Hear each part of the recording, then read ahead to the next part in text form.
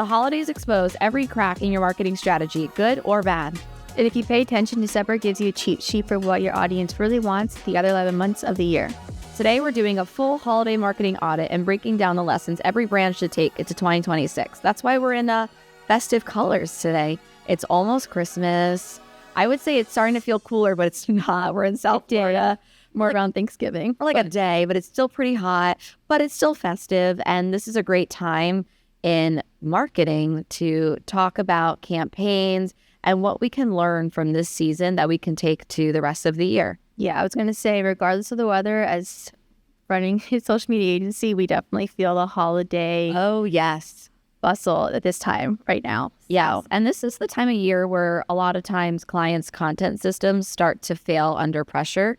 Some clients have a ton of content, they're good to go. And then some clients, they're starting to realize that they are not as prepared as they thought they were because they have a lot of talent that are traveling around this time. The holidays, Thanksgiving, people are busy. And then who's doing the content between? That's where sometimes we see some breaks in the system, or some people saying can you just repurpose something quick because we don't have time to get you anything new. So it's a good time to look at it and not panic, but then think next year, how can I plan better? Yes. Or they don't even have December 1st, which already passed. Yes. They don't even have anything planned for end of the month, which really shows and can show. So this is a great time to not really plan for now for holidays, yes, but 2026 to come. Exactly. And I think it's pre-scheduling more than you even realize. A lot of times, a lot of companies are slower in the summer, especially in South Florida. I feel like South Florida is more of a seasonal, Fort Lauderdale, for example, is very seasonal. Snowbirds are here now, but in the summer, things cool down a little. And I know some people complain business is slow in the summer, but that's actually a great time to plan ahead and to have all of your holiday campaigns and sales and ideas thought out, so you're not scrambling between Christmas and New Year's. And I feel between Thanksgiving and Christmas. Yes. I feel because Thanksgiving also was the end of November. Sometimes it's that, more towards the middle-ish. Christmas feels like it's so close around the corner. And we even have clients telling us oh, here's our Christmas sale. And we're oh, sure, it's December 10th. And then we're well, when is the last day of shipping? Oh, I'm not sure. December 15th, so it's coming up. Yes. So we definitely are going to talk about that and how to be best prepared. If you crumble in December, your workflow wasn't built right. And the holiday doesn't really create chaos. It's how you're planning it and the chaos that comes from it. I know that for a lot of our prepared clients, we have even been thinking about the holidays since July in that moment of quiet time, a little bit of downtime. So, and I've also seen that we have been planning for December 5th. Right. So we're scrambling, maybe not always the best creative assets. And also clients will think of this grand spiel. I know 12 days of giving is a whole thing. And it's okay, how are we going to scramble 12 days of giving and these assets in 4 to 5 days? So this is chaos that could have been avoided had we planned. Exactly. And as, an agency, we're not their, business development, but we do see both sides of it, which is why this episode I think is great for all business owners or anyone in marketing or anyone who has some sort of hand in planning, because we can give the side of it from an agency side of what we see as best practices. And also this time of year, it's very competitive because everyone's posting online. Everyone wants to be around for the holidays and to show their appreciation, their holiday party photos, sales. So this is the time where you can really capitalize on your real followers. It's hard to get new ones because competition is stiff. Everyone's posting, everyone's everywhere, but really nurturing the people who are already invested and involved and keeping them engaged. It's a great time for this. Yeah, this is a little bit like we always say, especially when we're pulling analytics and seeing the results at this time, it's definitely social media's pay to play. That's something we see a lot. Yes. And that's leading to my next thing of, because this time of year is so competitive, ads cost more in November and December. So the same kind of cost per lead or cost per click that you would get in the other times of year, it's more expensive in November and December because competition is higher. So that means that you really have to have your ads figured out or at least tested and run in advance. So that way, even if it's a little bit more money, you're still getting great results. or understanding, okay, it's going to cost more, but not relying so heavily on the ads because it will eat your budget up because everyone is running ads between Black Friday, Cyber Monday, the New Year. It's like a needle in a haystack, and there may be, you know, bigger ad budgets with these bigger companies. Yes. So, I mean, that also just leads into relying on your organic, like you said earlier, your like loyal fans that Yes, you get exactly. with organic social media. Yeah. So the perfect blend of it at this time of year is to really include both, but to have both those systems pretty organized and not rock the boat with anything too new or crazy in November and December. It's not the time for a brand relaunch. It's not the time to change the logo, change the colors. It's more the time to really double down on what you know, do a mix of paid and organic, and then you could think about the new year of any sort of changes. One of the biggest things that we see is over discounting, and it's kind of training, and it is training your audience to only buy during a sale. And I know I have some companies in mind where I'm like, oh, I'm just going to wait till they go on sale end of the year because I know that they're always going to do it. Right. So it leads the rest of the 11 months of the year for me to kind of ghost the client. I don't really need to purchase from them. Yeah, if you're always running like a 40% off promotion, people are going to wait and say, you know, it's always on sale, like you said. And it kind of signals desperation versus a great sale. So I think the alternative is that you can do like a free gift with purchase. So people are still paying the full price. You could always take things that are maybe, outdated or discontinued and put that on sale, but always have the new things still full price. Yeah. That way you're still protecting your brand integrity and that people are not like, I want to return it and get it cheaper. Yeah. You don't want to lower the value of your company by always having it discounted. One of the things I love during the holidays is like even just like a little makeup kit, and it's like my favorite lipstick and includes a lip liner or like an extra gift with purchase. Yes. Like You're I still know paying full price, but you're getting some bonus. And it feels special. We know we can expect that in the holidays more than the rest of the year, which is, I think, a great example. It's also a great time to get perfume, like those perfume bundle gift sets. Great time to buy perfume. I wait every holiday season. I get a new perfume. Exactly. Another mistake we see is posting for the sake of posting with no strategy. So sometimes we'll have clients who panic because they see another company or another brand do something that's cute, and then they'll want to jump on it, but doesn't really align with their brand. And something similar, like along those lines, is, adding just a festive border or putting some mistletoe or a Santa Claus in the corner. That's not really going to align with your brand. You could still incorporate the holidays, but make it true to you or make it true to your company and not make it not fit. Yeah. And this time it's crucial, like we said in our first part, is to stay consistent with your brand voice that you had all year long. So you don't want to fall off the tracks with this even trend or meme that just doesn't align. Exactly. Or also like a trend that's outdated.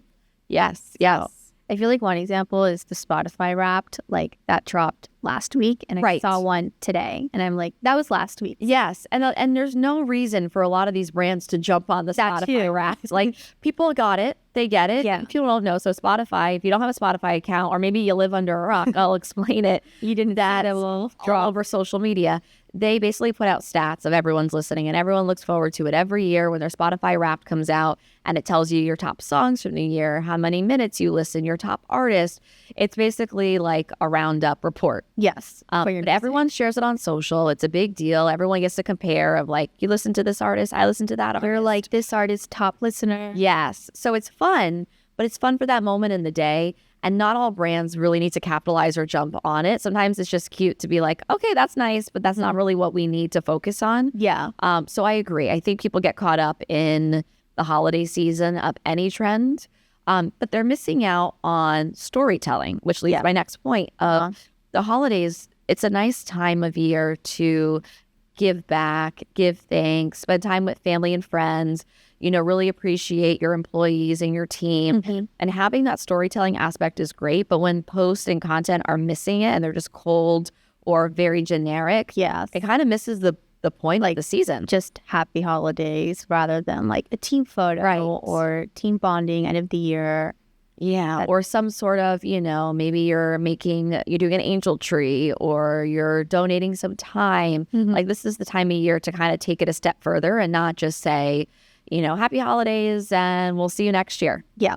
Making content about the brand, not the audience. I mean, in this time of the year, people want, it's gifting season. People want ease, not noise. Yes. So agreed. So that's another mistake we see is that, yes, it should be on brand, but also it's not self-serving. Like you're saying, like, what does the audience want to see? If competition is stiff on social media, what can you give the audience this time of year? Makes you different, and really just showcasing that, because every business has something that makes them different. So exactly. Now let's flip it, because some brands absolutely crush this time of year, and that's what keeps a lot of people on social media. I mean, this is a time where everyone's traveling or they have time off, so people are spending a little extra hours on social media. So it's nice to see those brands win and people enjoy that kind of content because they're online. What really works is emotional storytelling over discounts. Think of nostalgia, kindness, spreading love versus like a Publix off. Commercial is what comes to mind immediately. Yes. Publix, if you ever see their commercials, and if you haven't and you're not maybe a Floridian who goes to Publix, look it up. So their commercials almost around the holiday season almost never have to do with the store. They pretty much are never even in the store. They never even touch the store. Mm-hmm. It's usually about family, some emotional tie or storyline. And at the very end, it's Publix, where shopping is a pleasure. But it has nothing to do technically with the process of checkout and all of that. Like going to them for holiday shopping. Like we already know to do that. It's more about family and those moments. And you leave like the commercial feeling like sometimes gut wrench, like, wow, that was beautiful. And you remember it. And that you're more likely to share with your friends and peers rather than if Publix were to say like BOGO on whatever item, Exactly. Another thing that's working really well is brands and clients offering hyper niche gift guides. People want ideas. People want to know what's the gift of the year. And it's even better when you can collaborate. Like I've seen a couple brands collaborate with other brands on these gift guides. So it's not so self-serving. It's more giving ideas, but also giving shout outs to other brands or collabs with other brands. And people just want to be inspired. Whether they buy something or not from your gift guide, it doesn't matter. You're giving ideas. People are taking the time to look at the content. And it's like a sense of inspiring people. And also like when those two brands do go together, it's like a sense of community that the buyer can join. Exactly. Between those two. Yes, which leads to another thing that we see is great is more UGC traditions, memories, that kind of content.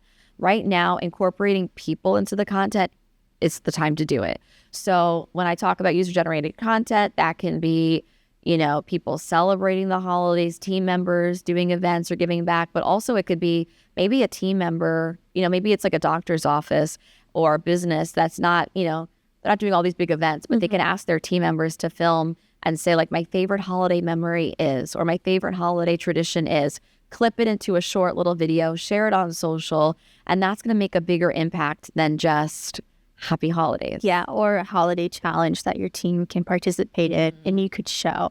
That's even goes further than a team photo. Right, it's a holiday baking challenge. Dinner. Yeah. Yes. Cookies or really making it interactive. And I think, brands that are showing personality and humor are standing out. I saw a really fun commercial for Amazon, and it was on social media as well, where they were showing a house all lit up with lights, like crazy lights, like one of those like mega houses. Yeah. And then the house next door to it had lights that just said ditto with an arrow. And it was funny, but it was also promoting that like you can order more lights on Amazon if you want. Like they got you covered. And it was just, they leaned into the humor of it all. And everyone kind of has that neighbor or someone in the neighborhood where you're like, wow, I want to outdo them, or they're crazy, I can never outdo them. So it's something that people could relate to and laugh. I know we're one of those. Like for Halloween, our neighbor outdoes us, so we just let him take the spotlight. Yes. Another win that we see this time of year is ad strategies that are focused on retargeting and not necessarily cold audiences. This is a hard time of year to get somebody brand new to you, but if you have people who've ordered before, people who know your brand, it's reminding them that like, you love us so much, your mom might too, your sister might too, welcome back. Here's 10% off, or here's free shipping, and you already know us. It's not a hard sell. Or maybe you have, last year's set, but you don't have this year's set. It's getting those people back rather than cold calling. Yes. How did you get my email? Exactly. Yeah, a win like this just shows that the winner wasn't louder. They were just more cleaner and strategic with their strategy. Yes. And everything we're saying, like you said, they weren't louder, just clearer, is the sense that it's just planning for the holidays in advance. It might feel crazy to start planning for the holidays in July and August. Christmas in July. But once October hits, the holidays are just back to back. And then you're in Q4 and it's chaos. So starting to think about your holidays literally in July is the best way to go about it. And like you said, Christmas in July, it could be a fun planning meeting where you play Christmas music and you think about it and you have a little celebration and then you have all those things marked down on the calendar. I mean, it's like, it's better to be over-prepared than under, in that sense. And I mean, all I think that it can really show is just a clear strategy that really hits versus like scrambling and not your best practice as your brand. Exactly. And this is the time of year now at the end of the year to pull your analytics for 2025. Pull your analytics for the entire year, for this last quarter. And then as you're doing different things in planning next year, compare those numbers. In social media, I always say this, we're not just posting a post. We're always looking at reports, always looking at what's working. What's working now might not work next year, but it's looking at that data and trying to improve it. So this is a great time of year to not be like, well, I missed the boat, but it's let's take stock at what we have. Let's audit our current numbers and let's see what we can do differently next year and then compare it. Yeah, I mean, the holiday season also may not be the best time to be like, oh, like, let's test it and see if it works. Like, you had all 11 months of the year prior to know what has been working. So just take stock time to hone in into what did work. Exactly. And take stock. So, because your holiday analytics really are blueprint for your next year. And, if you can stand out during the holidays next season, then it's just going to set up your 2027 even better, which is crazy that we're talking about that. But it's time to start thinking ahead. And those insights are pure gold for planning for 2026. Definitely. And if this episode gave you any new ideas, share it to your stories, tag at You Heard It Here podcast so more marketers can audit their holiday strategy. And we wish you a very Merry Christmas, Happy Hanukkah, Happy Kwanzaa, New Year, whatever you celebrate. We hope that you have holidays. Yes, a great season.